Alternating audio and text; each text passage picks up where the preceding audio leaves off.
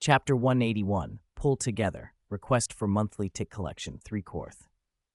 This is the Shadow Group's official member badge. The single stripe marks you as a junior member, equivalent to a Team Rocket Squad leader. However, you haven't finished your trial mission yet, so you haven't been assigned subordinates. You can recruit them yourself or remain unassigned for now. Shadow handed Aoki the official Shadow Group badge and took back his provisional one. From that moment, Aoki was an official member of Team Rocket, not just a grunt. Even before finishing the trial on the island, he already held the authority of a squad leader. In Team Rocket's records, his rank would be changed from grunt to squad leader. A squad leader was still low-ranking, but at least he wasn't at the bottom anymore. By rule, a squad leader was supposed to be assigned 5 subordinates, but Aoki had only the authority, not the perks, so he'd have to recruit them himself. For most people, that might be a headache, but Aoki preferred to build his own team rather than have the organization assign one. He was pleased. After all, he still had a sizable force waiting on the trial island. "Are the participants on the trial island acceptable?" Aoki asked. Team Rocket had invested heavily in this batch of candidates. He wanted to be sure. Shadow regarded him meaningfully and answered simply, yes.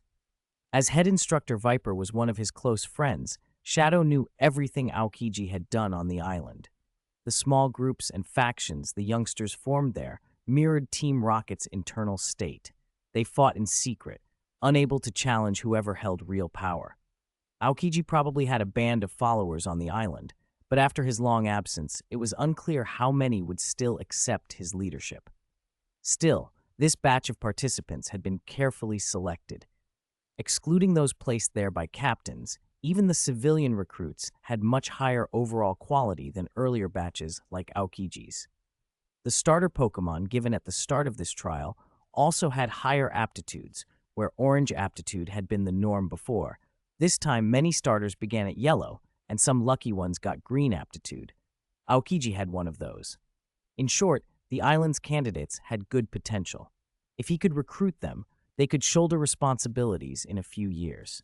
If Aoki finished first and absorbed several qualified participants, he could almost instantly establish a solid local force. The only prerequisite was sufficient strength. Your identity in Team Rocket has changed, and you can now open the Shadow Group's mission system, Shadow continued. If you want, you can take a look, but act within your limits. Your priority is to improve your strength and win the final trial. Aoki nodded. Shadow was right. Completing a string of small missions and earning points or rewards now would be nothing compared to getting Team Rocket's backing and the chance to build a force in another region. Besides, he had no interest in taking on long, troublesome missions that could last days or weeks. There was only a month and a half until the final trial. Time was precious. "What about the reward for first place on the trial island?" Aoki asked finally, the question on his mind.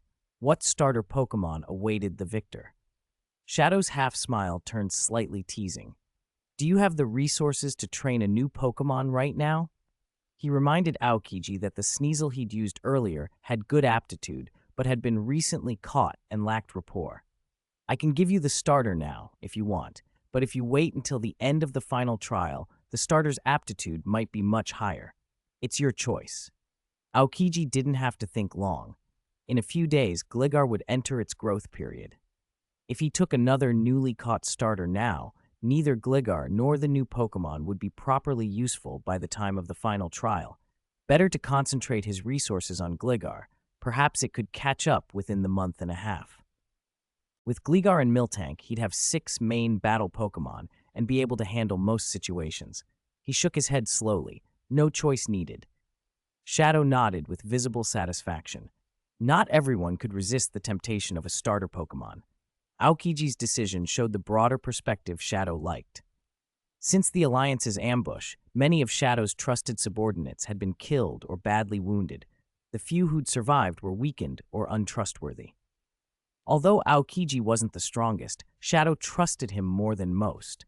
Otherwise, he wouldn't have revealed so much. Drawing Aoki into his fold had been one of the reasons for the meeting. "I've told you all this because I want you to train hard and prepare for the final trial," Shadow concluded. The rewards then will exceed your imagination. As Shadow finished, Natsumi, who'd been waiting impatiently, waved her hand and used her psychic powers to teleport Aokiji out of the psychic gym. Once Aokiji was gone, Natsumi turned to Shadow. So that's him? He's clever and deep, but his strength's a bit lacking. Not really your type. Shadow only smiled mysteriously and didn't answer directly. He's capable. What about you? Aren't you sending anyone in? Natsumi waved her hand dismissively. I don't care about them. If they want to go, they'll go on their own. I won't provide any support. Third update finished. There will be a fourth later. I barely wrote anything over the Dragon Boat Festival, and the drafts I painstakingly saved are gone again. Crying. Chapter 182. Re-entering the black market, requesting monthly vote subscriptions. Sabrina teleported Aoki out of the psychic gym in an instant. One moment, he was standing in the gym. The next, he opened his eyes to find himself in an unfamiliar alley.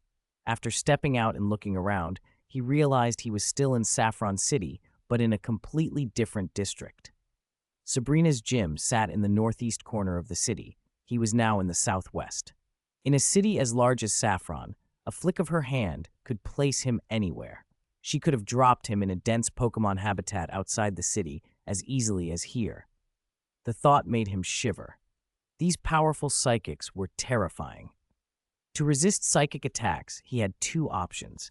Train his Dark-type Pokémon until they could withstand the mental onslaught of pseudo-elite 4-level psychics, or somehow enhance his own psychic resistance.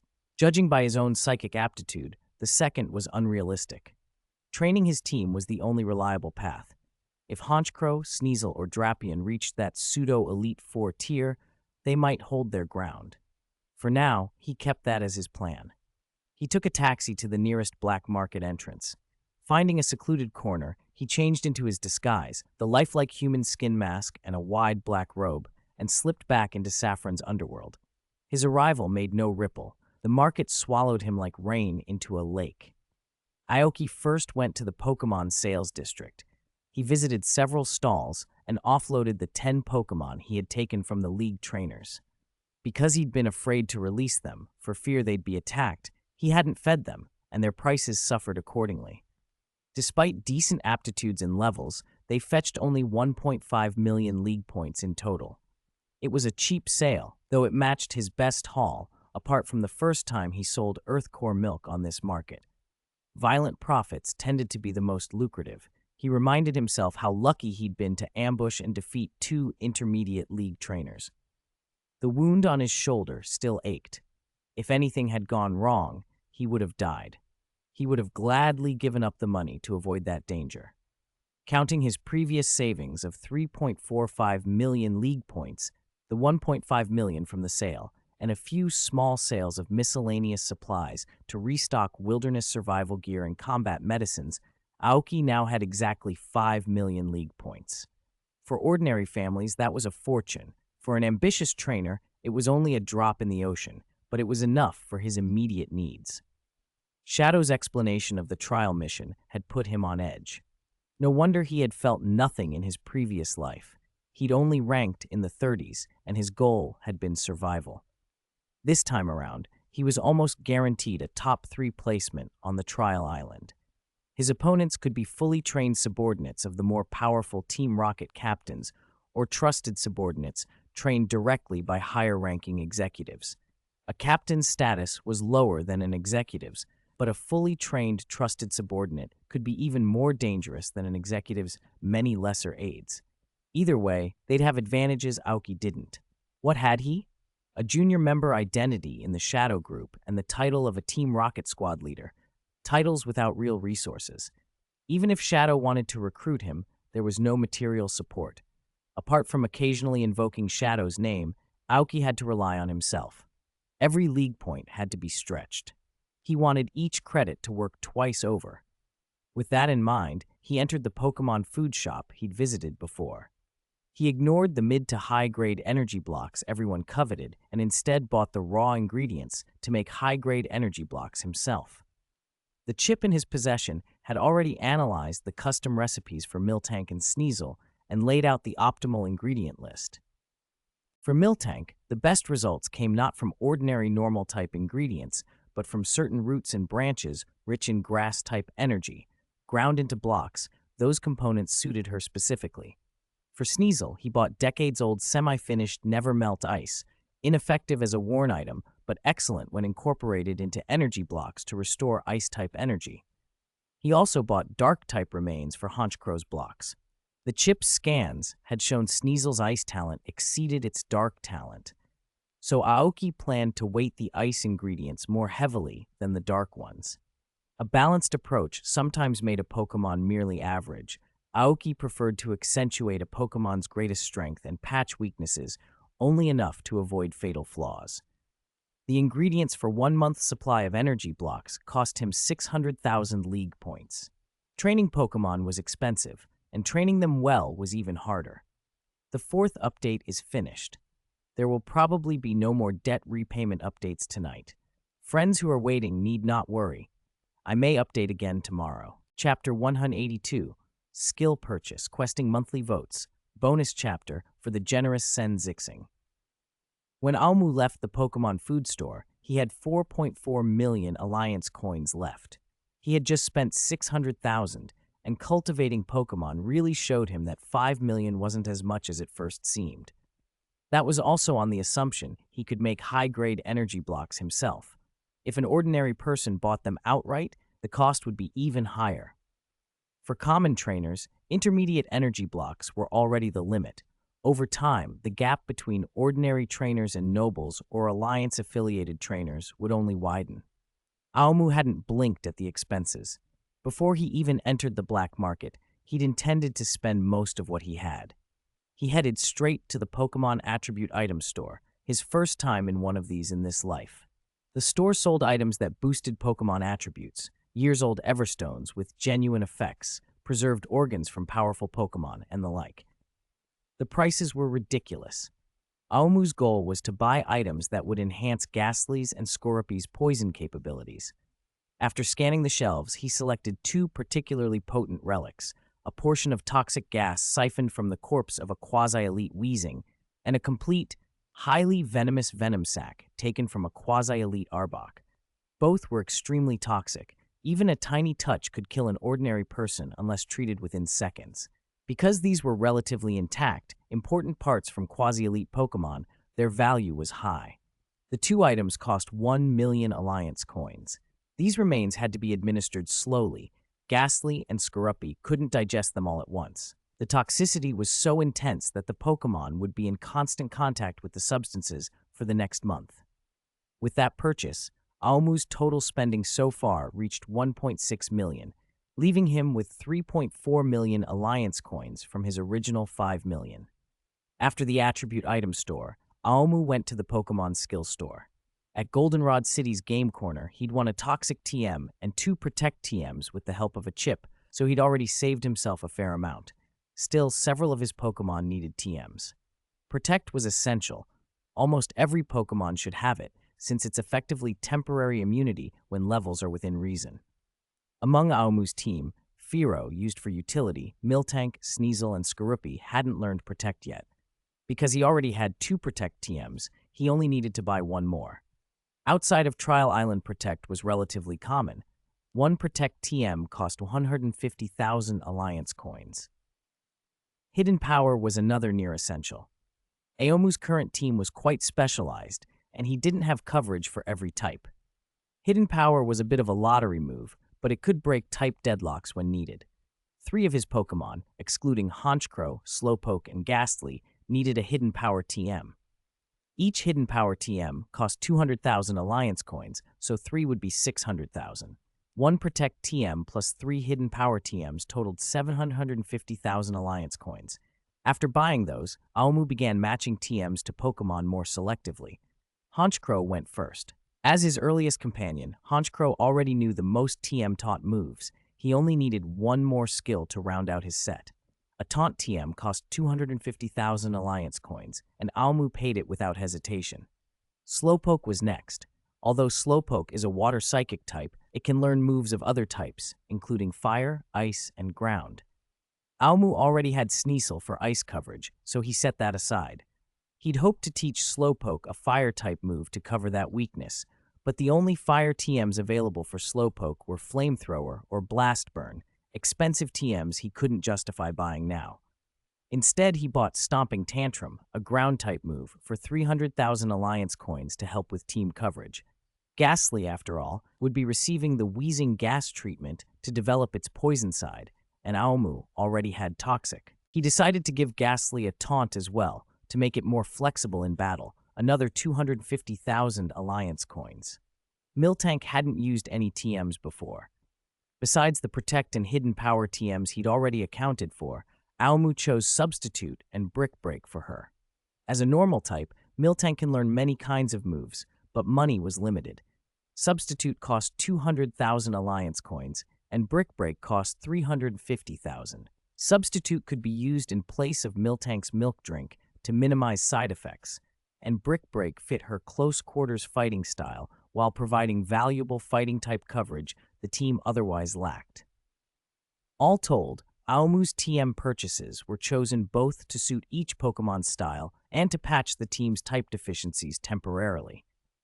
With only a month and a half left and little chance of finding another Pokemon or two to fill gaps, he had to make do with moves. By the end of the shopping trip, Aomu had set his team up better for the battles ahead and stretched his remaining Alliance coins carefully to cover as many essentials as possible. Today's repayment update. I decided to post before bed. I've been typing non-stop. Shouldn't that count for something? Chapter 184, An Empty Wallet, Monthly Kits and Subscription. After finalizing Miltank's skill set, Aomuki was left with just 1.3 million Alliance coins. He had really been spending like water, 3.7 million gone in less than 2 hours. He still had 2 Pokemon whose skills weren't complete, and he knew the remaining money wouldn't cover finishing both. He'd have to pick the most important skills first. Next up was Sneasel. It already had 4 Ice-type moves available, but availability didn't mean mastery, so Aomuki decided not to buy any more Ice Discs until those moves were fully learned. That ruled out Ice-type purchases for now. He'd thought about buying Taunt, then remembered Sneasel learns Taunt naturally, 1 less expense. In the end, he bought Sneasel a Fighting-type disc for Low Sweep for 300,000 Alliance coins. Low Sweep targets an opponent's legs and can lower speed if it hits hard enough. Sneasel's strength is speed, so any further reduction in an opponent's speed would amplify its advantage.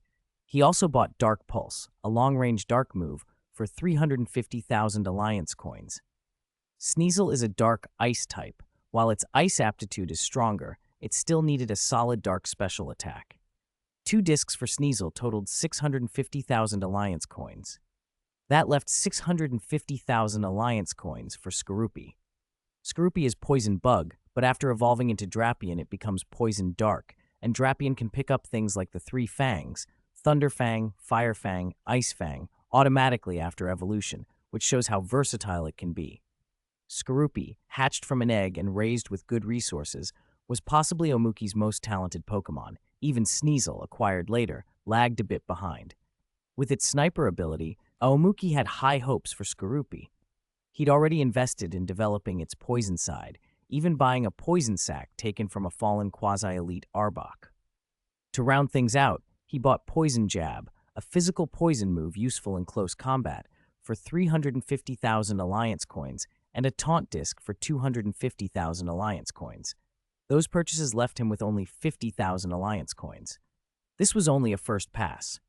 Aside from essential moves like Protect and Hidden Power, each Pokemon still only had about 2 extra moves learned. Far from Aomuki's ideal setup, but the 5 million he'd brought in felt exhausted almost as soon as he'd spent it. Under the bored, admiring gaze of the skill shop attendant, who clearly thought Aomuki was some rich patron, he swiped his card, stored the discs in his ring, pulled his hood up, and melted back into the crowd. His lavish spending hadn't gone unnoticed. A few people started trailing him. Aomuki didn't take kindly to those with bad intentions. After weaving through the black market's alleys and shaking off most of the tails, he led the remaining persistent followers into a secluded corner and dealt with them. They weren't particularly strong. They'd relied on their tracking persistence to believe they were safe. If this had been the old Aomuki, he might have let them go, but he just spent a fortune. Several of them eagerly offered cash. In the end, he took 100,000 Alliance coins in cash and grabbed some loose items that he later sold for another 100,000 Alliance coins. That brought his wallet back to 250,000 Alliance coins. No wonder they say crime pays in the black market. Taking care of 3 tailors had netted him 200,000 Alliance coins. Aomuki briefly wondered if this should become a regular side hustle, but the thought passed. His main goal was to grow stronger, not rake in easy cash. Because he wanted to avoid lingering trouble, the encounters were quick and decisive, so the Pokémon didn't gain experience or learn moves during it. After finishing with the trackers, Aomuki changed into his Alliance member clothes, hailed a taxi, and headed back to the Pokémon Center. He'd just eaten a few dry rations earlier to save time, and the Pokémon had munched energy cubes. Evening called for a proper meal. He booked a private room in the center's cafeteria and ordered a feast for his team. During dinner, Skorupi woke and, seeing the others eat, tried something other than Miltank's milk for the first time. The taste surprised it, and it quickly joined the feeding. It didn't eat a lot. Eventually, it finished off a bottle of milk and settled back on Aomuki's shoulder, full and content. Aomuki could feel the extra weight. Skorupi's data chip confirmed its indicators had stabilized and that it would probably officially enter its growth period tomorrow, or at the latest the day after. When that started, its comfortable life would be over. First update. I'm exhausted today. My legs are killing me. Jinmu put 3 muscle relief patches on my calves, and it helped a bit. Chapter 1185. Conquer the Scorpion with a Pincer Tail. Request for a monthly ticket subscription. 2. When Aoki woke the next morning, the Drapion that had been the size of a palm had swollen overnight to the size of a basketball. The chip scan reflected the change as well. Pokemon Drapion, light blue, gender, male, level 5, type poison bug, ability sniper, held item, none, egg moves, screech, agility, poison tail, pursuit, base moves, bite, poison sting, leer, knockoff tutor moves, none. It had jumped from level 1 to level 5, officially a battle-capable Pokemon. Drapion seemed a little awkward in its new body. It glanced from Aoki's shoulder to itself and noted the odd proportions. Aoki crouched, smiled, and ran a hand over its shell. Drapion, ready to start battling? Drapion enjoyed Aoki's touch and soon forgot its discomfort. When Aoki produced a Great Ball, Drapion stepped forward, pressed the center with its claw, and let the red light swallow it. There was no struggle, just a soft thump as the ball clicked shut. Drapion was officially subdued. Returned to the field, it was one of Aoki's battle Pokemon now, no longer an infant. Bug-type Pokemon tend to grow quickly, and Drapion had passed its infancy in a very short span. For many species, infancy can last at least a month. Compared to Beedrill and Butterfree, Drapion was relatively slow. Aoki remembered the Weedle egg he'd sold Ying on Trial Island. In a week, it had hatched and become a Beedrill. Though Ying had sped its growth, bug types in general can develop astonishingly fast. Wild Beedrills sometimes evolve even earlier. Drapion, however, would only evolve into Drapion's final form at level 40, a slow pace among bug types. The only other bug Pokemon Aoki could recall that evolved so late were Armaldo and Volcarona, both immensely powerful after evolving. Volcarona, in particular, is worshipped in parts of Unova as a sun deity, so its might is legendary. Evolution level isn't everything, but higher evolution levels often mean a more dramatic post-evolution boost. Pseudo-legendary Pokemon are a clear example. Almost none finish their final evolutions before level 40, and their strength afterward speaks for itself.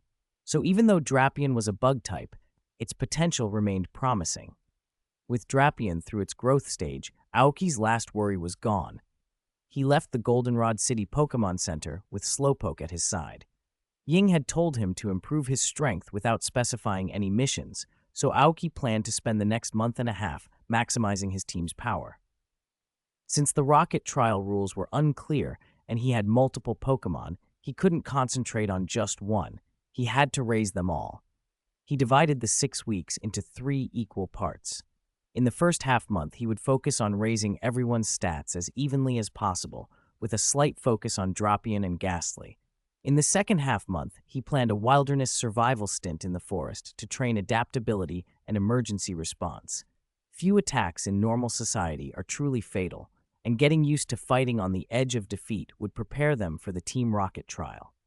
The final half month would be spent battling many trainers to get accustomed to real trainer versus trainer fights.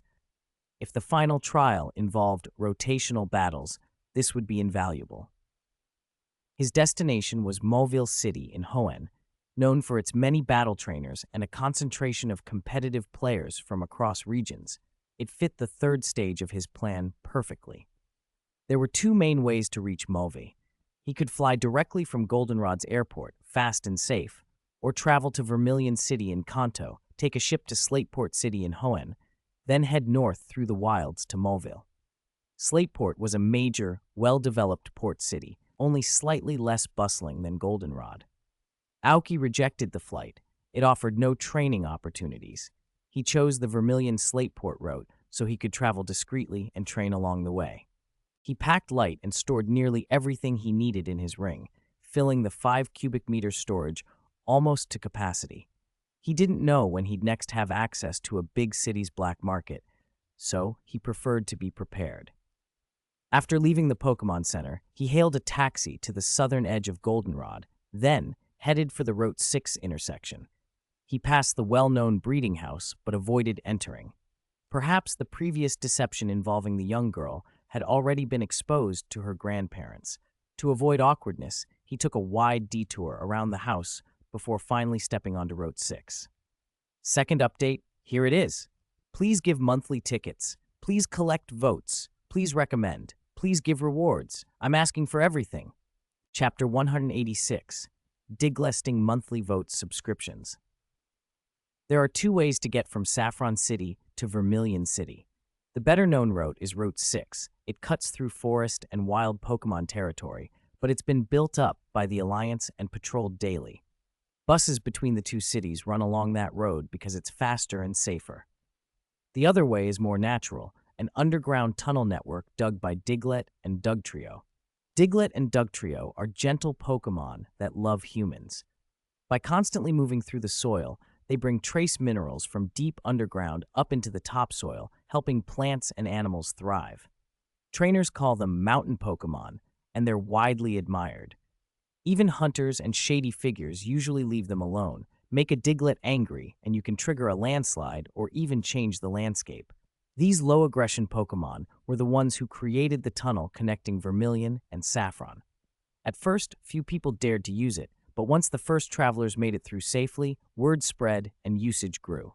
People started calling it Diglett's Cave to thank the Diglett for making travel so convenient.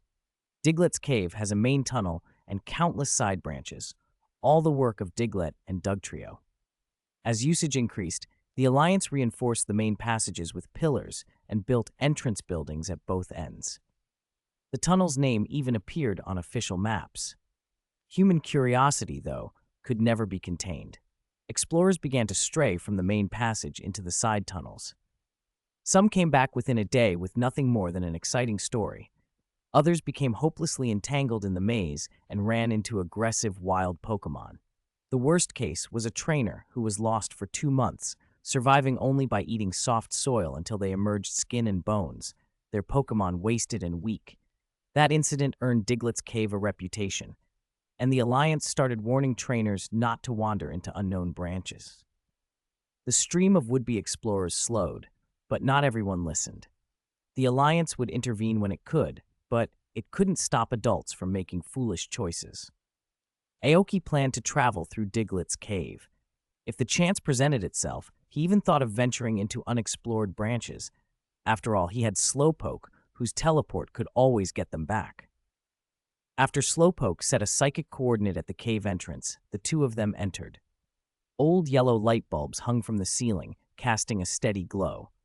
The cave floor was soft soil. It felt easier on the feet than walking on pavement. One remarkable thing about Diglett's Cave was that you almost never lost anything. Drop an item and a Diglett or Dugtrio would immediately pop up and return it. Left trash? The Diglett would pester the careless person until they picked it up. After repeated incidents, trainers learned not to litter, so the tunnels stayed surprisingly clean and natural. They met occasional travelers and sighted teams of explorers with large packs and tools like hoes and shovels. These people, wearing berets with headlamps, were the ones ready to push into dark, unlit branches. While Diglett and Dugtrio dominated the tunnels, other Pokémon appeared now and then, Zubat and Rattata flitting by, usually avoiding confrontation.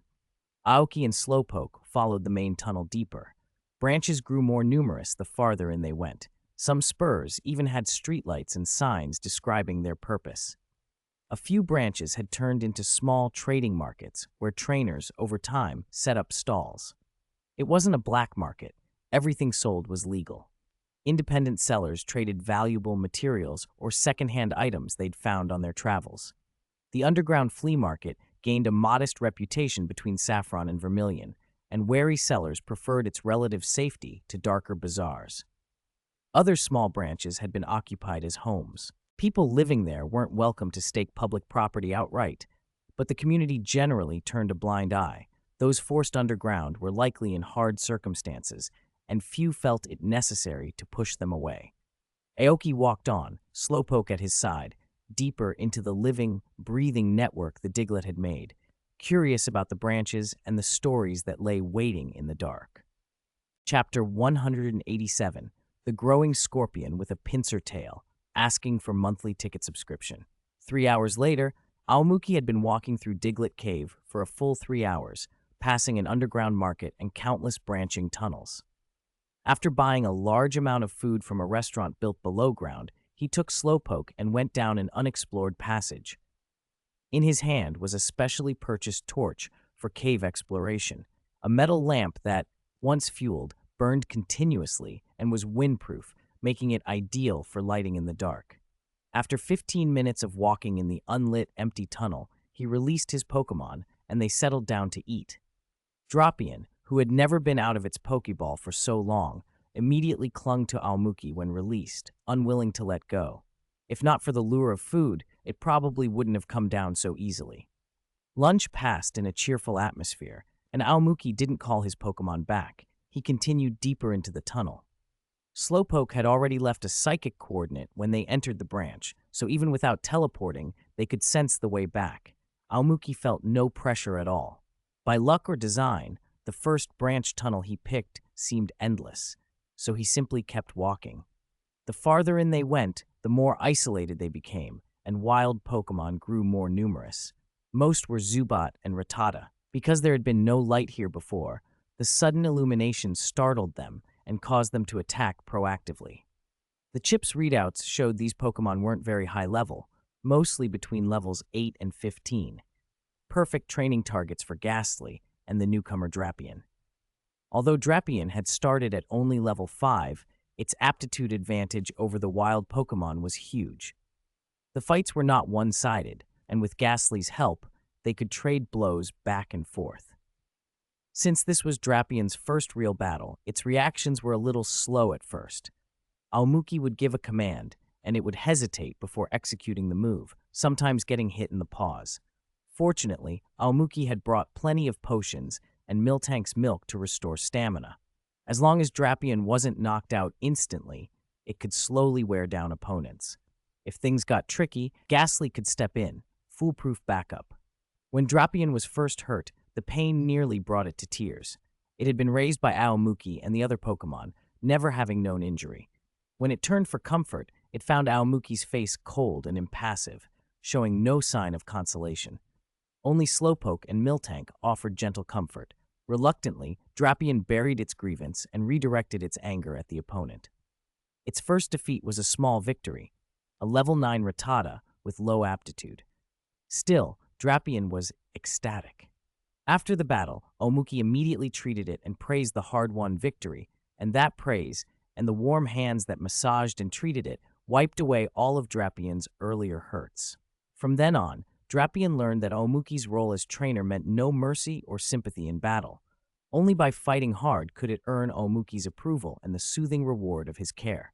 Drapion was naturally combative. Wild Drapion might attack trainers or other Pokémon on sight, and it loved being allowed to fight like the rest of the team. After leveling up, its thirst for battle only grew. It developed a stronger drive to improve itself through combat than any other Pokemon in Aomuki's team. Even usually combative Murkrow lagged behind. Drapion, get in close and use Bite, Aomuki called. In just an hour of uninterrupted skirmishing, with no concern for wounds or exhaustion, Drapion sank its sharp, dark-type imbued teeth into a level 13 Rattata with light orange aptitude and held on until the foe could not fight. The chip's scan after the match showed Drapion had jumped 4 levels in that hour, now at level 9, and had learned its first bug-type move, Pin Missile. With its green aptitude, Drapion's combat talent was frightening. In only an hour, it was responding quickly to commands. Its reaction speed was almost on par with Sneasel's. Given a full day of battles, it might well surpass Sneasel, pushing Sneasel to become the team's worst-timed battler. Sneasel watched with a cool exterior, but the worry in its eyes wasn't hard to hide. The wild Pokemon they encountered were too weak to give it practice. Most fell to Drapion before Sneasel even had a chance to move. Helpless, Sneasel had to bite back impatience and wait for stronger adversaries. Drapion, that's enough. Take a break. Ghastly will handle the rest, Aomuki called after the Rattata fell. A 4-level increase in an hour was enormous. Even Drapion's body, which had been about the size of a basketball, had swelled to nearly twice that. The growth was impressive, but growing so fast could create problems. Rapid increases in size can throw a developing Pokemon's coordination off. When Drapion used Bite earlier, it struggled to control the biting force. If it hadn't applied extra pressure in time, the Rattata might have slipped out of its jaw. They paused to tend wounds and recover, the torchlight flickering against rock as the team regrouped and prepared to push farther into the cave. 4 chapters completed. I don't know if I've paid off my debt yet. We'll see how I do. Working hard on writing. Chapter 187, Training During Battle, Seeking Monthly Tickets. Aoki had pulled Skorupi aside. He was no longer fit for high-intensity fights. Skorupi's body was changing rapidly, and he needed time to get used to his new physique. Aoki had deliberately kept Ghastly and Skorupi from using 2 recently purchased poison-type items, and he hadn't had them learn the corresponding TM moves yet. Sometimes learning too much too fast only made things worse. It was easy to bite off more than you could chew. In fact, most of Aoki's Pokemon weren't fully proficient with all the moves they already knew. Sneasel, who'd only recently joined the team, still hadn't mastered his natural ice-type capabilities, hardly living up to his title as a dragon slayer. Miltank had only recently recovered from the toll of living in the wild and hadn't had systematic training for some of her moves. Skorupi had just entered a growth spurt. His battle potential and move experience were skyrocketing, but time was short, and there were still many moves he couldn't handle yet. Pin Missile, for example, learned at level 9, was still tricky for him. Murkrow, Slowpoke, and Ghastly each had 1 or 2 moves they hadn't fully mastered. Aoki's plan was simple. Before they reached Vermilion City, he would have the team truly master the moves they already knew. Even if they couldn't perfect everything, a handful of key battle moves needed to be reliable. So for the rest of the journey, the Pokemon rotated through real battles. Ghastly and Sneasel, the main training targets, were sent out most often to face wild Pokemon and practice some niche moves they seldom used.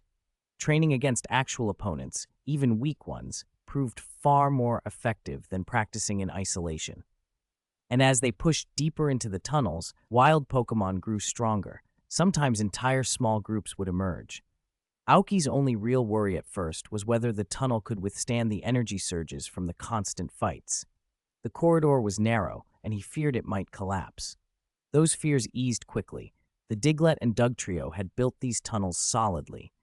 Even attacks like Hidden Power couldn't deform the walls, and Aoki relaxed. Skorupi, meanwhile, was kept at Aoki's side. He didn't participate in the skirmishes. Aoki put a weighted vest on him and gave him specialized high-grade energy blocks to help him adapt to his changing body. Miltank, familiar with this kind of rehabilitation, would gently remind Skorupi about posture and breathing when necessary. The branch tunnel seemed endless. After another hour of pushing deeper, there was still no end in sight. While the passage itself didn't change, the levels of wild Pokemon fluctuated more wildly. Some had already hit level 20, Golbat and Raticate began appearing. Those evolved Pokemon often traveled with unevolved companions, forming small mixed groups.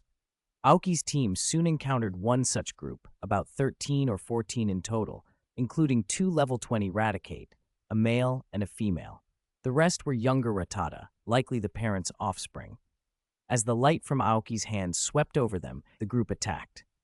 Ghastly, Fire Punch on the male Raticate, Sneasel, Sharpen then Ice Punch on the female. Murkrow and Slowpoke handle the Rattata. Aoki commanded without hesitation. Ghastly and Sneasel were front and center as planned. Ghastly technically knew Fire Punch but had barely used it. Sneasel was also unpracticed with Ice Punch. This was a perfect opportunity to train against two Pokemon that could take a hit. Ghastly formed a fist from his purple gas. As the gas rubbed the air, sparks appeared and grew until they wrapped the entire fist in flame. He lunged at the male Raticate, but it was obvious his proficiency was low. He needed nearly 3 seconds just to execute the move. Fortunately, Ghastly's ghost typing made him immune to the Raticate's normal physical attacks, so he avoided being pummeled while practicing this non-stab technique. Sneasel was more direct. After sharpening his claws a couple of times, he threw a crushing Ice Punch and froze the female Raticate solid in a single blow. Once the Raticate was immobilized, Sneasel didn't stop. He started throwing additional Ice-type moves at the frozen foe as if they were no trouble at all. It seemed Skorupi's presence had stoked something in Sneasel. His eagerness to attack wild Pokemon grew, and his coordination with Aoki improved by leaps and bounds. Sometimes Sneasel could anticipate Aoki's commands even before they were given. Real combat proved to be the best teacher. The whole team fed off that competitive energy. Each Pokemon was proud and refused to be outdone, pushing themselves harder in both skirmishes and training. Miltank was the exception. Her greatest joy came from helping others recover. Watching her friends restore their stamina with her milk was what she lived for. In short order, the Raticate family fell. Ghastly's victory over the male Raticate earned him a level. He climbed to level 21, closing the gap with Murkrow and Miltank and bringing him one level closer to evolving into Haunter at level 22. After Ghastly hit 21, Aoki made a decision. He finally allowed Ghastly to have the residual gas from the Quasi-Elite Four Wheezing he'd purchased earlier. The gas would help Ghastly develop his Poison-type energy in preparation for evolving into Haunter. With that, Ghastly might be the first of Aoki's current team to evolve. Fifth update, today's catch-up update, written before going to sleep. Chapter 189, Complaints. You don't have to read this. Group number 480489327. Writing a novel is hard. I've been a bit out of sorts lately. Cheatian opened up the book review feature, and honestly, sometimes I'd rather they keep it closed. Good or bad, reviews don't change the overall performance of the book much, but a troll can really mess with an author's head. I much preferred writing quietly without that noise. My update speed has actually been pretty good. I promised to update 4 chapters a day after hitting 1,000 first subscriptions, and I haven't missed a day. I also promised an extra chapter for every 10,000 reward points, and I've been repaying that debt, so it's essentially 5 chapters daily now. Still, a single nasty review can make me sit in front of the computer staring blankly for 2 hours. Then I'm behind on updates and end up working overtime until around 2 a.m. to catch up. I probably shouldn't be posting this chapter, but I already wrote some remarks in On the Shelves and complained there, so I can't quite stop. This is Jinmu's first book, and my first time writing a novel, so there are a lot of things I don't understand and many things I take to heart. Good reviews make me happy for a long time. If someone points out a toxic element, I'll seriously consider whether they're right. But yesterday I saw a review that upset me for a while. After 100 chapters, the reader said they noticed a harem trend and wouldn't read anymore. Look, if you don't want to read it, don't. That's fine. What bothered me was other readers echoing that review, replying things like, "Harem? I won't read it then. Lucky I didn't." I haven't written a harem novel. I wrote in the synopsis, "No female lead, no female lead, no female lead." That doesn't mean no women ever appear in the story, but the book is a dark novel with no female lead. It's not dark for darkness's sake or indiscriminate killing. It exposes the corruption in the elf world and follows the protagonist's rise out of that darkness. I can't write female leads well. I wouldn't be able to write a harem even if I wanted to. Another complaint I saw, someone accused me of plagiarizing another book. I was speechless. To avoid any overlap, I've avoided reading many PM novels while writing this one, just in case a plot point or scene is similar. But there are only so many interesting Pokémon. PM stands for Pocket Monsters, and many have been written about in different novels. If I write about Drapion or Slowpoke and someone else wrote about them too, does that mean I copied Survival in the Cracks? If I write about Sneasel, am I stealing from other Sneasel stories? There are many PM novels that feature the same creatures. I even complained to my friend Sen Zisheng about someone saying I plagiarized. He asked for the post and said he'd help refute it. The truth is simple. There are only so many Pokémon, and shared elements don't equal plagiarism. I ended up deleting the 2 comments I mentioned because they were hurting readers' enjoyment and affecting my ability to write. If I said anything wrong, I'm sorry. If you want to tell me where I went wrong, join the group and let me know. I can take the criticism. I'll try to read fewer comments in the future. They really affect my mood and productivity. This was just a personal vent. If it spoiled your reading mood, I apologize. The book's performance has been average, and the readers who stick with it are true fans. Most importantly, thank you to every reader who subscribed and gave rewards. Thank you for your support. If you have opinions, let's meet in the group. Chapter 190, Absorbing Poison Gas, Seeking Monthly Ticket Subscriptions. Murkrow, keep watch. Ghastly, come here. Aoki told Murkrow and the others to stay alert. He didn't want any interruptions during Ghastly's first attempt at absorbing the poison gas. It was his first time. There could be complications.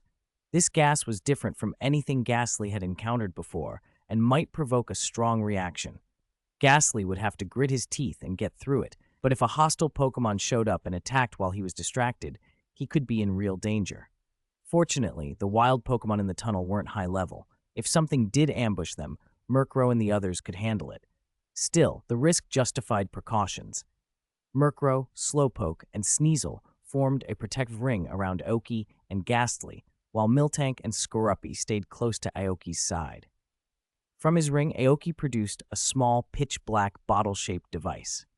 Inside was the last portion of poison gas extracted from the Weezing they had defeated.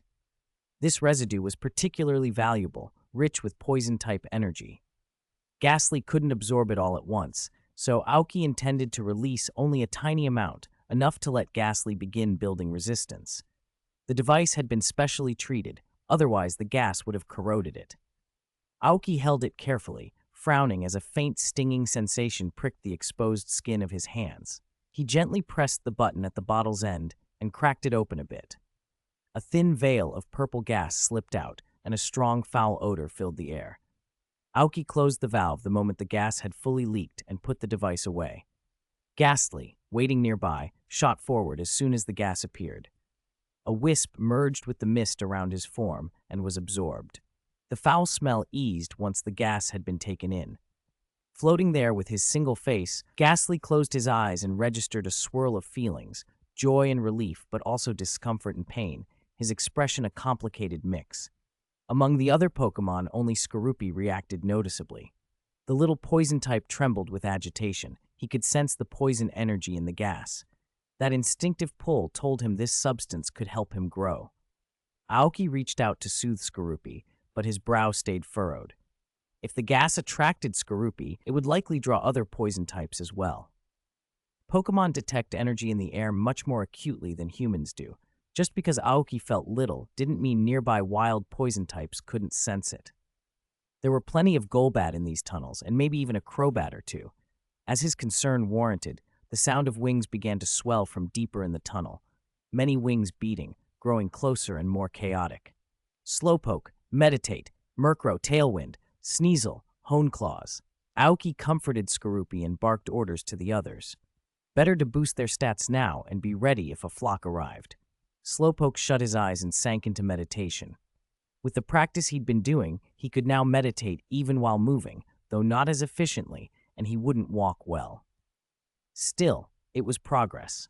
a first real step toward Aoki's goal of meditation on the move. Murkrow gathered flying-type energy and let loose a tailwind to raise the team's speed. His prankster ability made status moves especially fast. Tailwind surged almost instantly. Sneasel stood perfectly still, claws rasping softly as he centered himself. As an ice type, he always maintained a calm mind in battle. His coordination with Aoki wasn't as developed as Murkrow's or Slowpoke's, but even with lower synchronization, he could switch moves rapidly. Recently, his bond with Aoki had been improving. Small hesitations and misgivings had melted away, and Sneasel trusted that Aoki's steady, sincere care would eventually open him up completely. A group of Golbat, fast and noisy, soon swooped into view.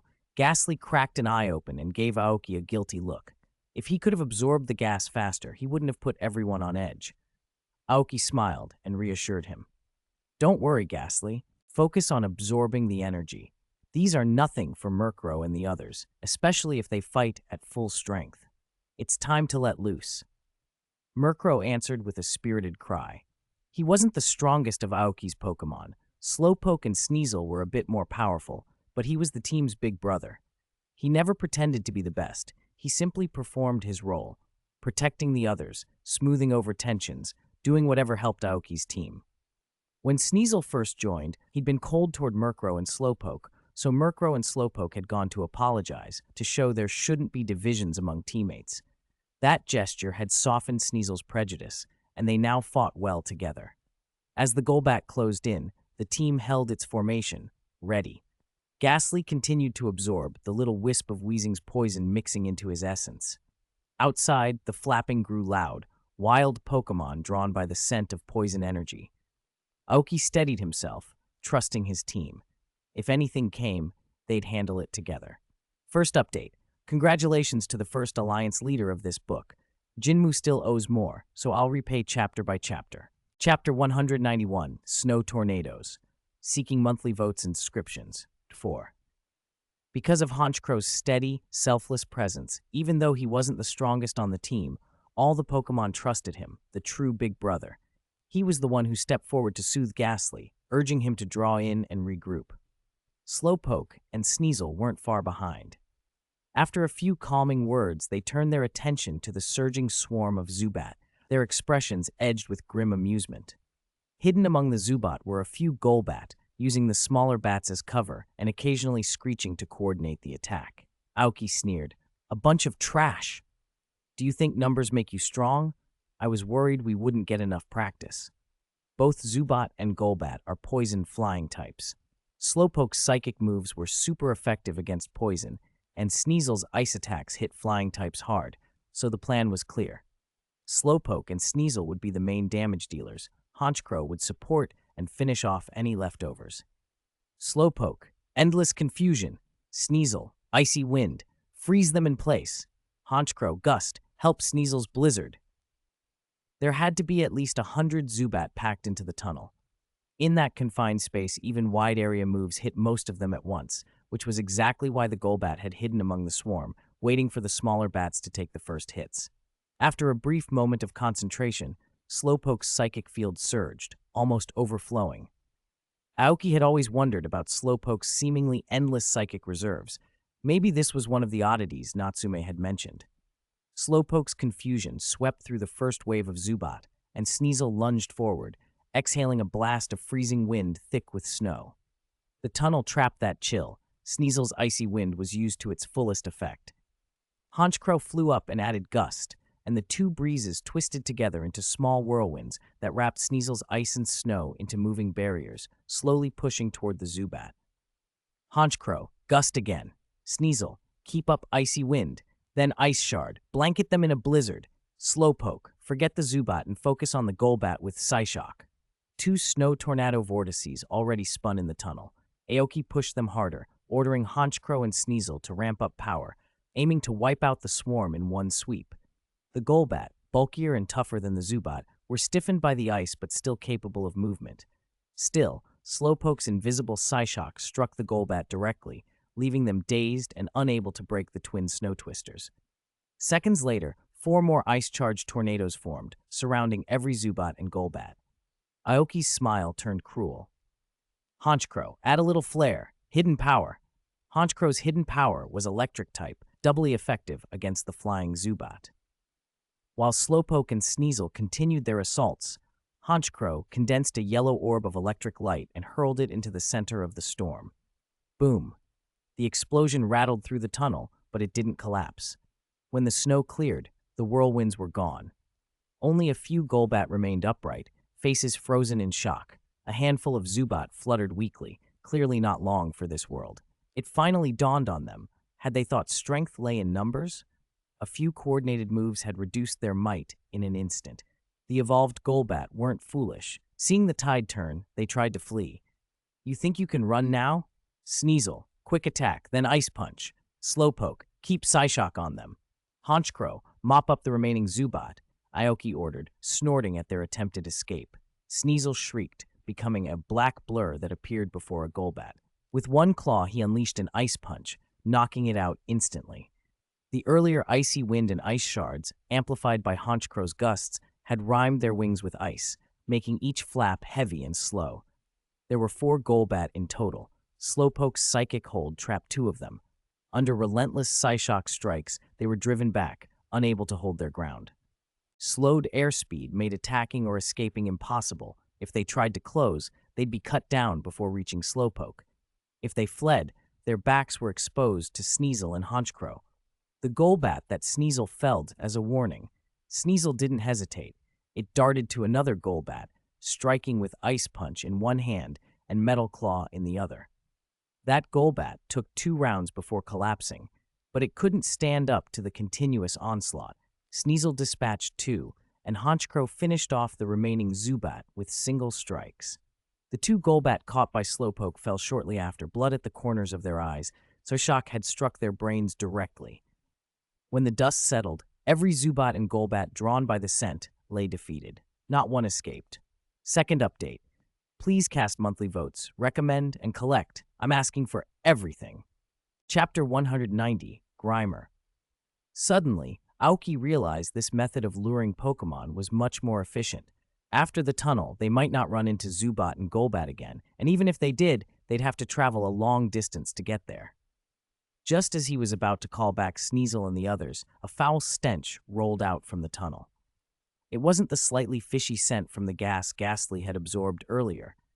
This was a classic, rotten, moldy reek that slowly filled the tunnel. Aoki frowned instinctively. In a confined space, it was unbearably strong. Murkrow, Slowpoke, and Sneasel all wrinkled their noses and covered them with their hands. Miltank used its front hooves to clamp its nostrils shut. Only Skorupi and Ghastly seemed unaffected. 2 lumps of purple sludge came into view. The smell was coming from them. As they drew closer, the stench intensified. "Is that Grimer?" Aoki muttered. He hadn't expected to find Grimer in an underground tunnel. Grimer usually fed on garbage and were common in city landfills, helping to break down household waste. These 2, however, were crawling over the remains of the Zubat and Golbat that littered the floor, greedily absorbing the corpses into their sludge bodies. Zubat and Golbat, as poison flying types, were a rich diet for them, and Grimer didn't care that the prey were already dead. Aoki's chip scanned them as they approached. One of the Grimer had especially high stats. Pokemon, Grimer appearance, deep yellow aptitude, gender, female level 24, type, poison, ability, gluttony, held item, none, egg moves, swallow, lick. Basic moves, pound, poison gas, harden, mud slap, disable, sludge, mud bomb, minimize. Tutor moves, snore, TM, none. The other Grimer was level 22 with a yellow aptitude. Both had been drawn by the earlier wisp of poison gas, but moved slowly and arrived well after the Zubat had been killed. They were so busy gulping down the corpses that their bodies swelled almost grotesquely. They seemed to have forgotten the gas entirely. The pile of dead Zubat and Golbat on the ground had a stronger pull on them. Aoki didn't interfere. As unpleasant as Grimer were, they served a useful role. Without them, trash and carcasses could pile up.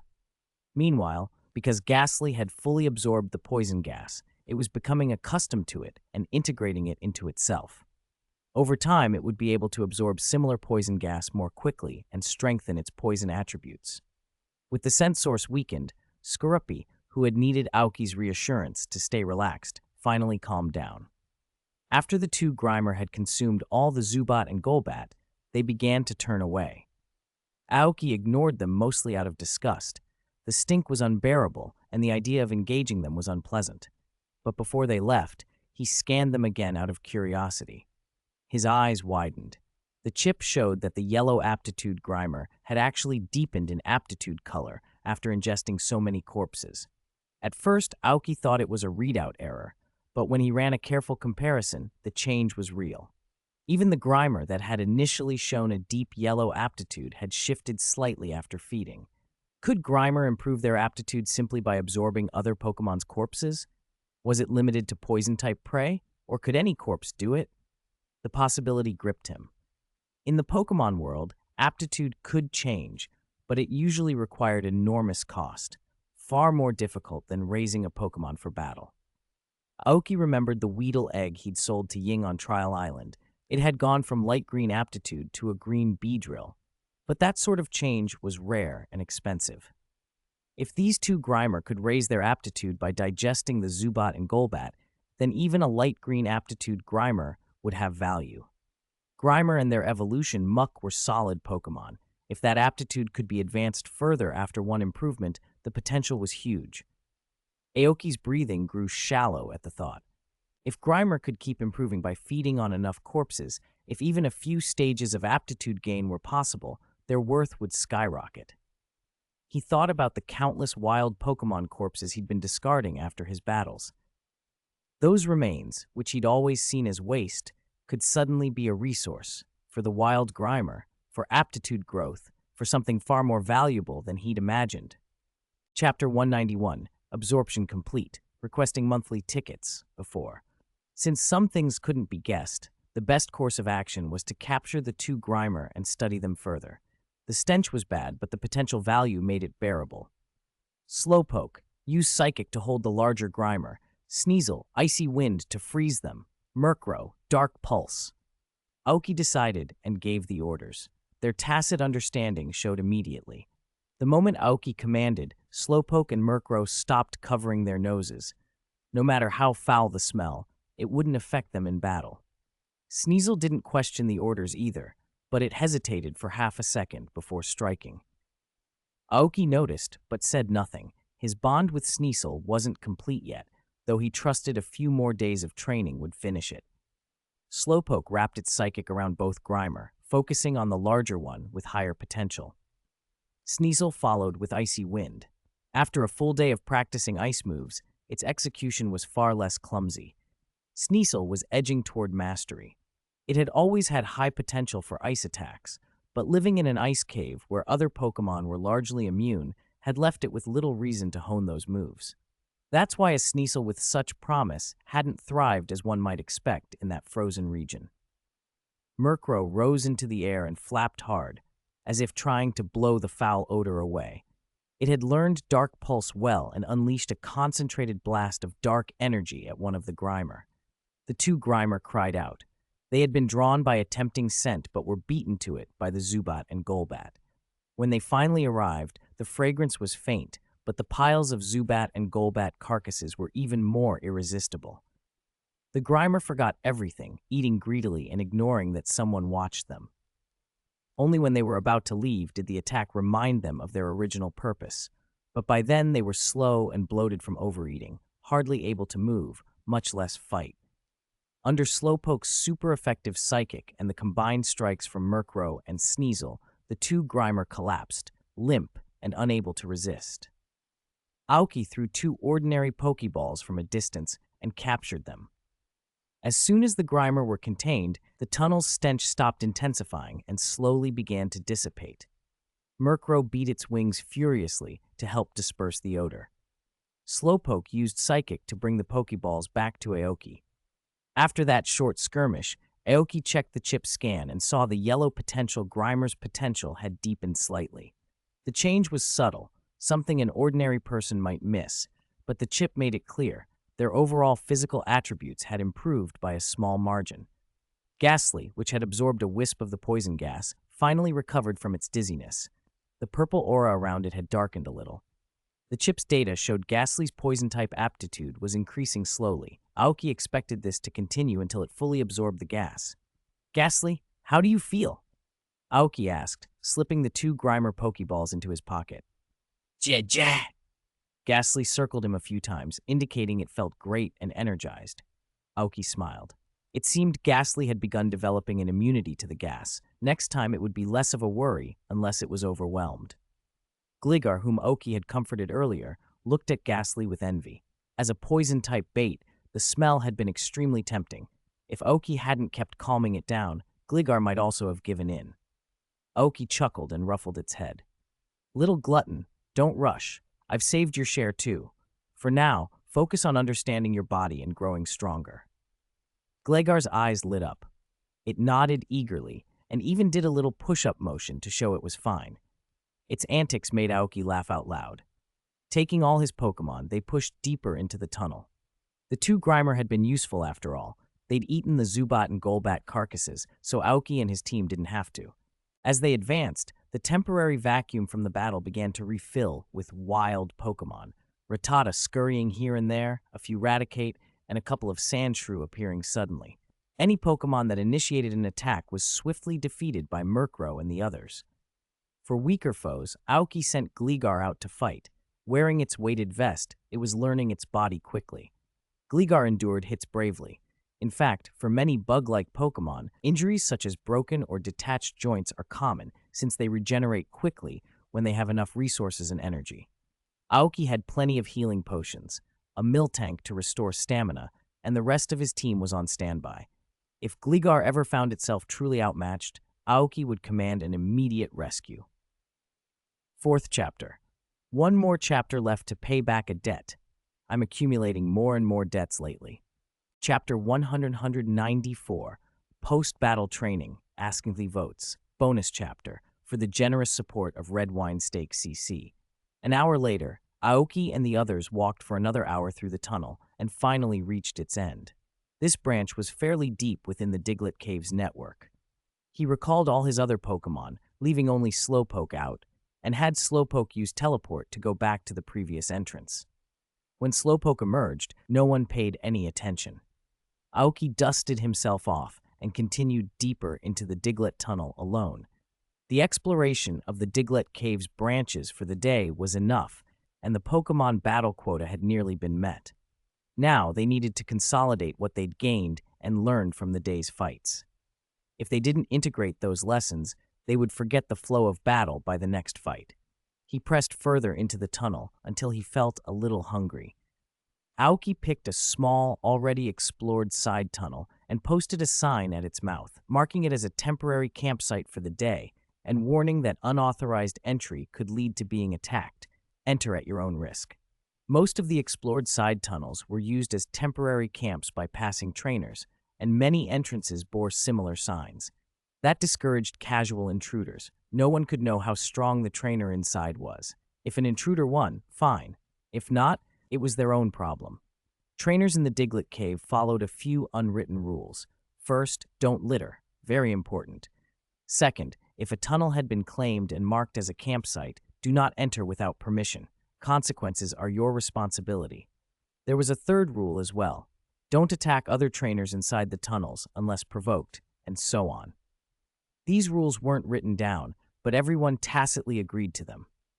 After putting up the sign, Aoki walked into the tunnel. These explored branches often still had old light bulbs on the ceiling like the main cave, so the interior wasn't pitch black. They were relatively shallow, and most of the wild Pokémon had already been driven out, so sudden encounters were unlikely, except for burrowing Pokémon, of course. At the entrance, he set up thin, hard-to-see wires and hung small bells from them so that anything touching them, whether Pokémon or people, would immediately announce itself. He took Slowpoke to the back of the tunnel, pulled his camping gear from the ring, and released his Pokémon. They set to work at once. Slowpoke and Honchkrow pitched the tent, Miltank helped Aoki prepare ingredients, and Sneasel and Ghastly organized the campfire and sundries. Skorupi wasn't assigned any chores. He just entered a growth spurt and wasn't to be pushed in battle yet. He didn't loaf, though. Understanding that the older Pokémon were taking care of him, he moved to the side and started exercising, trying to get better control of his body after his rapid development. Indeed, Skorupi's leveling had accelerated. After the next hour of fighting, he leapt 2 levels, reaching level 11. They had been battling opponents above their level, so the experience gains were generous and growth rapid. Aoki had decided that if Skorupi couldn't fully master his body, he'd be kept out of combat for a while. Too fast growth could leave a shaky foundation and even harm future aptitude. Knowing this, Skorupi trained tirelessly. With high-grade energy blocks and Miltank's milk to replenish him, he had the stamina to keep at it. Aoki was pleased by his self-discipline. Soon the campsite was set up and the ingredients cleaned. Because Aoki planned to stay in Diglett Cave for a while, he kept a lot of fresh supplies in his ring. Items that didn't spoil easily. But Aoki didn't let the Pokémon loaf after chores. Except for Miltank, who continued assisting him, the others were given training assignments and promised dinner only after completing them. Honchkrow wore weighted gear and did shuttle flights through the tunnel. Aoki told Slowpoke to combine psychic power with water control so he could shape currents and bend water without losing the force of water-type moves. Ghastly had absorbed a wisp of poison gas, but hadn't yet mastered it. Aoki sent him deeper into the tunnel to wrap the purple gas around himself and test whether it could corrode the rock. Sneasel practiced ice control nearby. He used Ice Shard but didn't launch it, instead gradually enlarging the shard in his hand until it became a perfectly round ice ball. Skorupi, for his part, quietly did simple but strenuous physical drills, knowing what he needed to work on. Soon the smell of roasting meat filled the cave. If not for Aoki's training rules, the Pokémon would have rushed the grill long before the meat was ready. Aoki sat fanning the coals to raise the heat. Fat bubbled on the golden-brown surface and dripped onto the coals with a sizzle, which in turn increased the charcoal's temperature. Honchkrow, the first to finish his training goal, hovered by the grill, breathing hard but restraining himself. He waited patiently for the others to finish so they could eat together. Some of the training goals were long-term. Slowpoke's, for example, couldn't be completed in a single day. When Aoki judged it was a good stopping point, he called everyone back. Training could resume later. For now, he'd taken advantage of their bodies still being warm from battle so they wouldn't forget what they'd just learned in combat. Debts repaid. All debts to the duo, shipmasters, have been settled. There's still one Mengzhu, alliance leader, and one Tongzhu, hallmaster, left. I'll repay them slowly. I'm tired. Depending on my typing speed tomorrow, I'll try to clear them as quickly as possible. Still, let's celebrate the first Mengzhu for this book. Thank you, Grandmaster Tianhao Yu, for the generous donation. Chapter 195, Set a Flag. Setting a flag.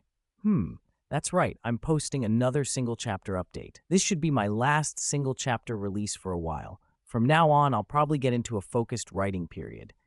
I know that once a book goes premium, many readers turn to pirated copies. That's unavoidable, but all I can say is, please support the official release. And now the important flag. I promise I will not become a eunuch. I will not become a eunuch.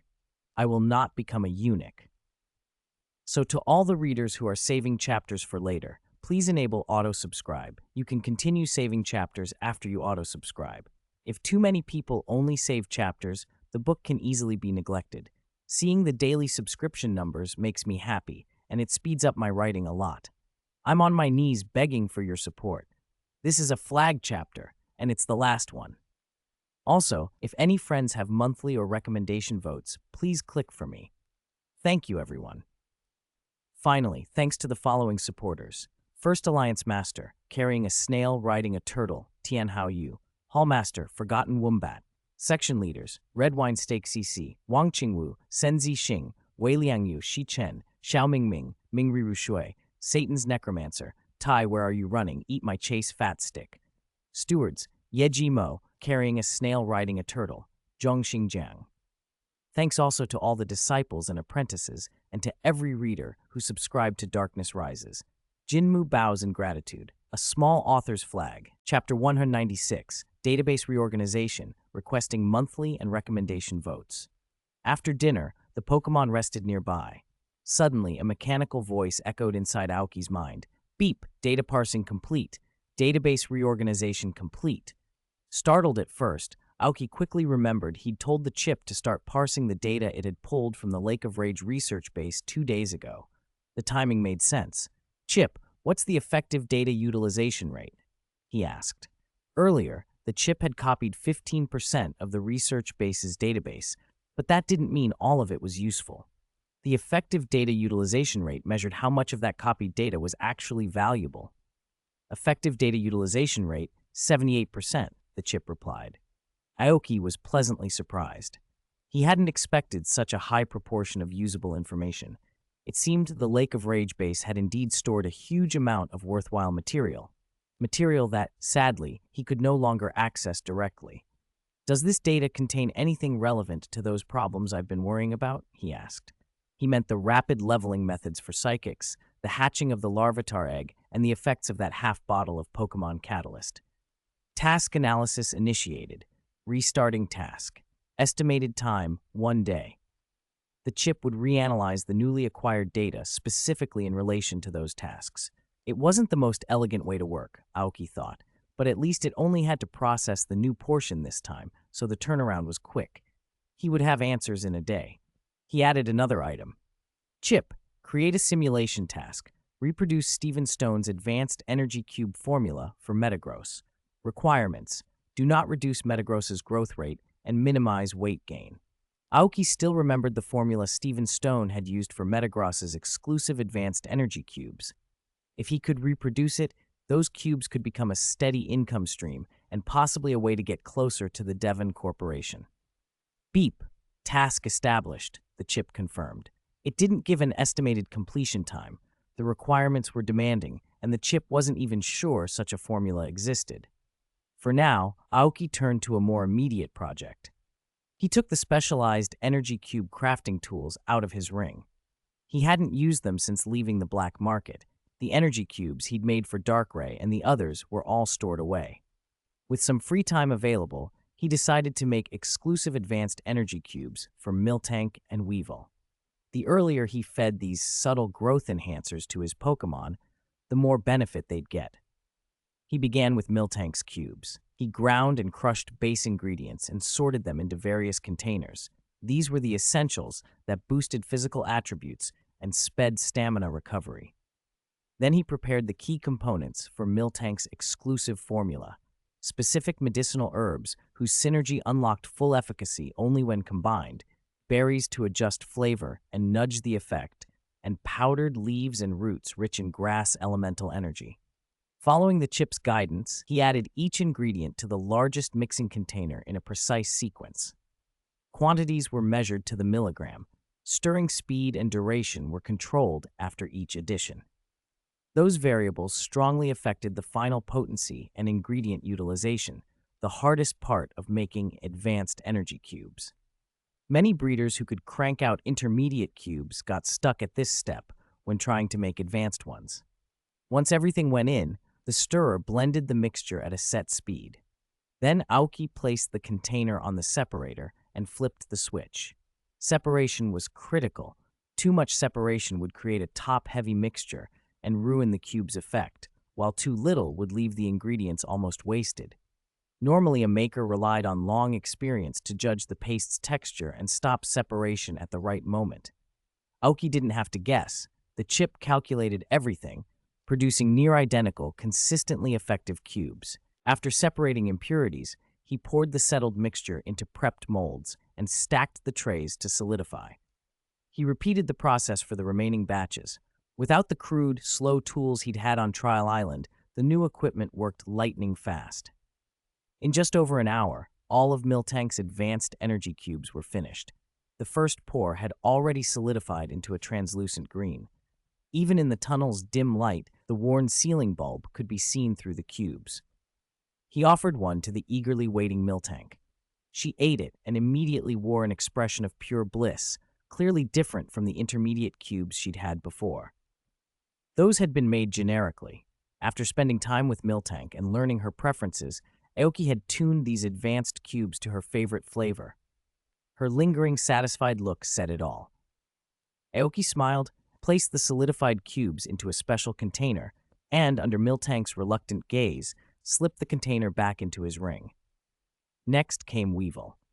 Watching Miltank's reaction had made Weavile impatient, though she sat obediently nearby while Aoki began the different process her formula required. Different Pokemon needed different ingredient profiles and steps. Weavile's cubes would follow their own method. I've been a bit stuck with writing lately. It's frustrating. I'd really appreciate some monthly votes and recommendation votes to cheer me up. Muck's energy cubes were finished quickly. After letting the eager Muck sample one, Aoki packed up the remaining cubes and his tools. He checked his phone. 3 full hours had passed while making the 2 batches. He took out the Pokeballs holding the 2 Grimers and scanned them with his chip. Both had gained a little potential in that time, though not dramatically. That little increase seemed tied to how fast they could digest. An idea struck him. Chip logged the potential growth rates for both Grimers and analyzed their chances of further potential upgrades. Is indefinite improvement possible? If the Grimers could keep raising their potential simply by consuming corpses after battles, Aoki might have stumbled onto a gold mine. A Grimer pushed to green potential and sold at auction, even an ugly, smelly Pokemon like Grimer could fetch a small fortune. Not everyone cares about looks. Many buyers are pragmatic. A truly powerful Grimer would be valuable. Still, Aoki had no intention of adding a Grimer or Muck to his active team unless one reached blue potential or higher. He wasn't rejecting them for their smell. He already had 2 poison types, Ghastly and Skorupi, and didn't need another. Both Grimer and Muck were pure poison types, and his current team composition left no room for another specialized poison slot. For now, he saw the 2 Grimers as potential sources of red and green alliance coins, so he kept them under observation. If he later recruited suitable subordinates who wanted them, he wouldn't hesitate to allocate them. Grimer and Muck weren't bad Pokemon, just slow and pungent. On command, the chip started an analysis task. It focused on the Grimer's potential growth rates and whether their improvement could continue indefinitely. A moment later, a summary appeared. Using the observed fluctuations, the chip could estimate their growth rates and visualize the data. According to the chip, the yellow potential Grimer would likely reach deep yellow in about 3 days, while the deep yellow Grimer might reach green in roughly 5 days. Beyond that, the chip couldn't give a definitive answer. Even if further upgrades were possible, the resources required would be prohibitive. Better, the chip concluded, to spend that time training his existing Pokemon. The chip also produced precise consumption data. The yellow potential Grimer had eaten 49 Zubats and 2 Golbats, enough to support a jump to deep yellow.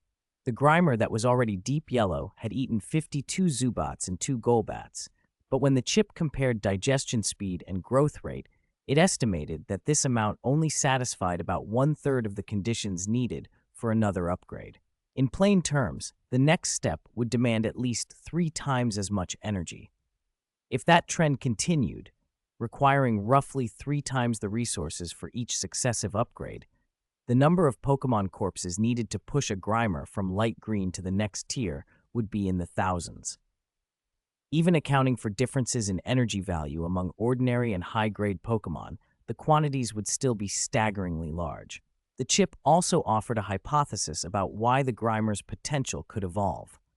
Grimer's body contains a special organ that breaks down ingested refuse and absorbs its energy, condensing it into strange crystals inside the body. Human researchers had discovered these crystals long ago, but had never figured out exactly how they formed or what they did. Some suspected they might hold the key to garbage decomposition.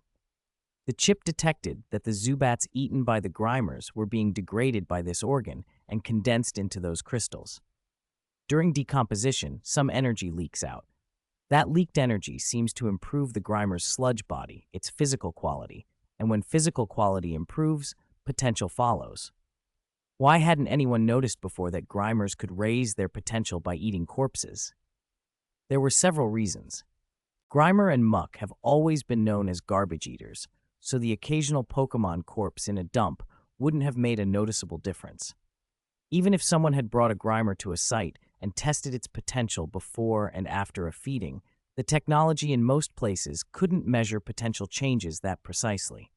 And of course, most people kept their distance from Grimer anyway. In short, Aomuki had discovered a potentially lucrative opportunity. Wild battles generated plenty of corpses that were usually buried and forgotten. Now they could be put to use. He felt little pity. These were wild Pokemon that provoked and ambushed others. Sympathy was unnecessary. He left the chip recording and monitoring the two Grimers' potential fluctuations. For now, he would watch and calculate. If one ever climbed to blue potential, he'd reconsider keeping it for battle. Until then, they were commodities with promising, if costly, upside. Chapter 198, The Middle-Aged Man, asking for a monthly ticket subscription. The next day, Aoki and Slowpoke pushed deeper into Diglett's cave, following the main tunnel. A bus between Vermilion and Saffron would take only a few hours, but on foot, especially through wild Pokemon territory, it could take days. Cutting through Diglett's cave saved time, but Aoki's habit of walking a stretch and then exploring a side tunnel extended their journey. Ever since Ghastly started drawing in poison-type Pokemon by absorbing wisps of poison gas, Aoki had become fond of diving into long, unexplored branches. He'd release his team, let them fight attracted poison types, and let Ghastly soak up more gas to strengthen its poison typing, a neat way to get multiple gains at once. By nightfall, the results were encouraging. Ghastly had learned to control the gas around its body, letting it etch faint corrosive marks into the tunnel walls. It would take time, but that showed its poison energy was growing. Skorupi was the happiest of the lot. After many battles, it was finally getting used to its body and its newfound control. Aoki let it fight regularly so it could learn under pressure. With steady experience and its sniper ability, a low-level Rattata could be blown away in a single hit. The others had made solid progress, too. Aoki had them pace fights so opponents wouldn't be finished too quickly. Fewer one-shot kills meant more training. Murkrow had overcome its weight issues and could now fight comfortably, carrying 30 pounds. Slowpoke had learned to combine psychic and water energies, allowing more flexible turns and rotations while still delivering about 80% of its water-type power. Aoki felt the full 100% wasn't far off. Ghastly absorbed 2 wisps in one day and had effectively developed its poison-type abilities. Paired with 2 poison moves, it would be the team's best war of attrition. Miltank lagged behind in combat growth, but Aoki didn't need her to be a frontline fighter. Her role was stamina and recovery, keeping the team healthy and occasionally using Heal Bell. Still, Miltank wasn't content to stand still. After hearing Aoki's praise, she spent free time improving her fitness, building a base for future skills. Sneasel showed the most noticeable improvement besides Skorupi. The rapport between Aoki and Sneasel had solidified. Whether it was the effect of the new energy cubes or Skorupi's presence pushing it on, Sneasel had begun to anticipate Aoki's move variations and adapt to his unconventional fighting style. Skorupi itself had only gained a single level, now level 12, but it had become intimately familiar with the changes in its body. Aoki was confident it would show its true strength in their next fight. As Aoki stowed his Pokemon and scouted for a side tunnel to camp in, someone stopped him. A middle-aged man in a hiking pack stood in front of a promising branch, shovel and spade in hand. He wore a friendly smile and blocked the tunnel entrance. At first, Aoki was ready to let the man have it.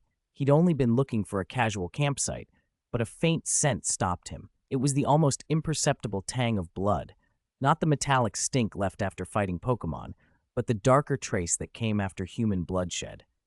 Aoki's past, both lives, had made him sensitive to that smell. Most people would miss it. He couldn't. The man had tried to mask the scent with earth and sweat, but the attempt was clumsy. "Hey there, kid," the man's with a broad grin, shifting his feet to keep Aoki from seeing into the tunnel. "This is where I live. Went out today and forgot to leave a marker. You mind finding another spot? I'm sorry about the trouble, really." Aoki let a casual smile form. "Oh, this was your place? I didn't know. Sorry, I'll find another tunnel." The man visibly relaxed and scratched the back of his head, relief painting his features. He glanced toward other tunnels, meaning clear. "Go camp someplace else." Thanks. I was in a rush. I forgot to leave a sign. I'd appreciate it if..." Then he hesitated, and that hesitation tightened his face. Aoki's smile stayed mild.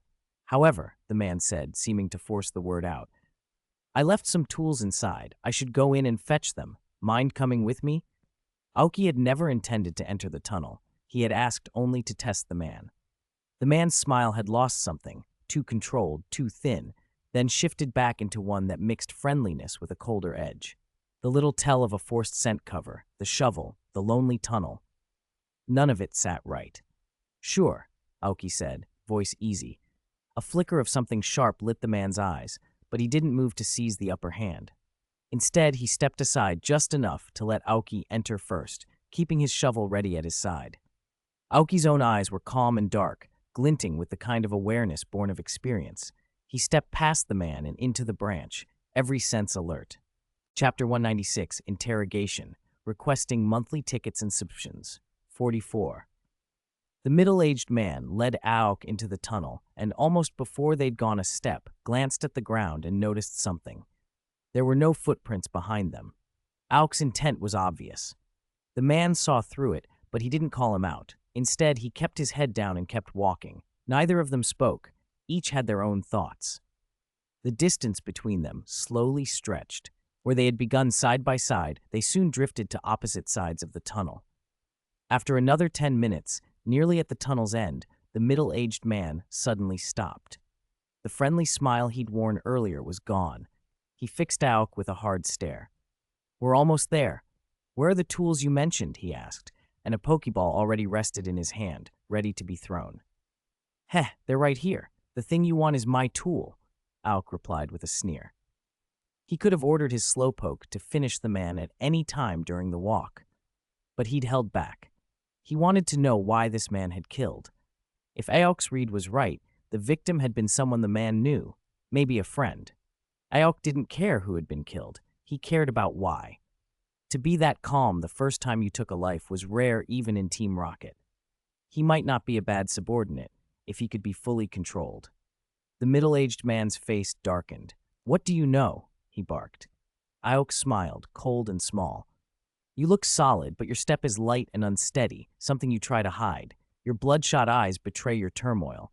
There's the faint smell of blood you tried to wash away. First time killing, isn't it? And you killed someone you knew." Each sentence landed like a blade. The man's composure frayed further until he snapped, throwing his Pokeball straight at Aok. A golem burst into the tunnel in a cloud of dust. Golem, male, level 26, type rock ground ability, sturdy. Notable moves: tackle, defense curl, mud slap, rock polish, rollout, magnitude, rock throw, smackdown, stomp, self-destruct. TMHM, stealth rock, snore. Aoki barely blinked. He'd expected something like this. Seeing Slowpoke and then Golem made sense to him. The man was testing how far he could push things. If the item was at the very end of the tunnel, a fight here would be safe from prying eyes and noise. More importantly, Aoki wanted to know whether the item had already been taken. The man's reaction suggested it hadn't. The middle-aged man didn't pause. He drew another Pokeball. A Beedrill flashed into being, level 22, with a light yellow aptitude. Then, without hesitation, he launched a third ball. Eradicate appeared at level 21, also with a faint yellow aptitude. These were ordinary by training standards, but dangerous enough in the confined tunnel, and the presence of self-destruct on Golem made Aok cautious. If Golem chose to go out that way, the blast could collapse part of the tunnel. "Is that all?" Aok asked, arching an eyebrow. His voice was calm, but his eyes were sharp. The middle-aged man's breakdown was visible. The pressure of having killed for the first time, the exposure of the signs he'd tried to hide, all of it had pushed him to the brink. Aok didn't hesitate. He produced his own Pokeballs and called out his team: Murkrow, Sneasel, Ghastly, Miltank, and Skorupi. He had never been shy about showing his numbers. If he had wanted to, he could have brought out Fearow and the Grimers he kept in reserve, but he didn't need to make it any more dramatic. As each of Aok's Pokemon appeared and their auras filled the cramped tunnel, the middle-aged man paled. He realized at last that he had badly underestimated the smiling, easygoing trainer before him. Chapter 200, Fight for Monthly Ticket for the Forgotten Wombat. After calling out all his Pokemon, Aomuki stepped forward, his expression serious. "All right, tell me what you hid and why you did it," he said, looking down at the middle-aged man. The man looked shell-shocked. This was probably his first kill. The psychological toll was obvious. What could be so valuable that he would go this far? If it was just a fight over resources, Aomuki wouldn't be entirely opposed. This was a dog-eat-dog world. If you didn't compete, you wouldn't die immediately, but you'd never become someone of consequence. For ordinary people, a high rank in the Alliance was everything. Talk about what? The man barked, face pale but eyes bloodthirsty. He wasn't done. He still intended to take Aomuki down. Golem, Stealth Rock, Beedrill, Focus Energy, Raticate, Swords Dance. He hadn't completely lost his mind. Basic tactics remained. Stealth Rock could slow down fast Pokemon. Beedrill and Raticate were trying to boost their stats. Raticate's Swords Dance, if it worked into a Hyper Fang, could one-shot a foe. Murkrow, snatch Raticate's Swords Dance. Slowpoke, Psychic-boosted Water Gun at Golem. Sneasel, Icy Wind. Aomuki replied coolly. Because the opponent refused to settle this by talking, Aomuki decided to neutralize the immediate threats first. He was wary of Raticate's Swords Dance, but Murkrow's Prankster combined with Snatch could steal most status moves, provided the levels weren't too different. A dark ribbon of energy wrapped Raticate as it tried to dance. The boost failed to land on Raticate and instead flowed into Murkrow. Slowpoke's Water Gun, amplified by Psychic, streaked toward Golem. With that psychic guidance, the water attack surged faster and harder. A Golem with a quadruple weakness to water stood no chance. Stealth Rock had no chance to matter since no one was relying on close quarters fighting this time. Sneasel simply used Icy Wind, forcing the opponent to endure the chill from a dead end with a wall at its back. Golem was the first to wobble. The water gun hit him hard. Slowpoke, continue. Murkrow set up Tailwind, then Wing Attack Beedrill. Sneasel, Ice Shard. Aomuki's commands came without hesitation. The middle-aged man's plan was obvious. Slowpoke was the real threat among Aomuki's team, so he wanted it neutralized. Golem, his ace that he'd trained so hard, was helpless against Slowpoke. If it went on like this, he'd lose everything. But he'd forgotten that Aomuki still had more Pokemon sitting out. Ghastly and Miltank were eager to join the fight. This was the Wild. Losing here could be fatal. Both sides had killed before. Killing again was nothing to them. Ghastly, Fire Punch on Beedrill. Miltank, Endure, then block Raticate. Slowpoke's Water Gun hit Golem again. He staggered, barely standing. One more hit and he'd be out. Murkrow, now empowered from the stolen Swords Dance, doubled the damage of its Wing Attack against Beedrill. It sent Beedrill spiraling into the air. Ghastly closed fast. A smoky fist wrapped in flame formed and smashed into Beedrill mid-flight, sending it crashing back down. Murkrow's boosted Wing Attack and Ghastly's super-effective Fire Punch combined to knock out Beedrill before it could act. Raticate closed in on Slowpoke after a quick attack, preparing Hyper Fang, but Miltank had just used Endure and then positioned itself to block. Without Swords Dance, Hyper Fang was underwhelming and couldn't pierce Miltank's defense. Miltank took the hit, then planted itself to stop Raticate's advance. Sneasel's Ice Shards kept stinging Raticate, and Miltank even pinned its tail with a heavy step. The rodent winced, pressed, and wanted to retreat, but Miltank refused to let it go. Finish them, Aomuki said softly. The battle had already gone one way. Even without micromanaging, his Pokemon's coordination was decisive. In short order, Golem and Raticate collapsed, knocked out. The middle-aged man had once hoped Golem would rush forward and self-destruct, taking Aomuki down with him, but that chance had vanished. He sprawled on the ground, eyes vacant, completely unprepared for this outcome. He had killed his friend for the item, and now regret washed over him. Maybe he should have endured it and shared, but it was too late. "Forgive me," he mumbled, over and over. The world was harsh. To get stronger and progress as a trainer, one had to compete for resources. Civilian trainers especially fought tooth and nail for what little opportunity they had. Many couldn't even find a door to compete through, so they had no chance at becoming real trainers. That's why so many joined Team Rocket willingly. It offered a way out of poverty, a shot at status. Team Rocket grew by recruiting those desperate for a chance, pressing up against the Alliance for resources and influence.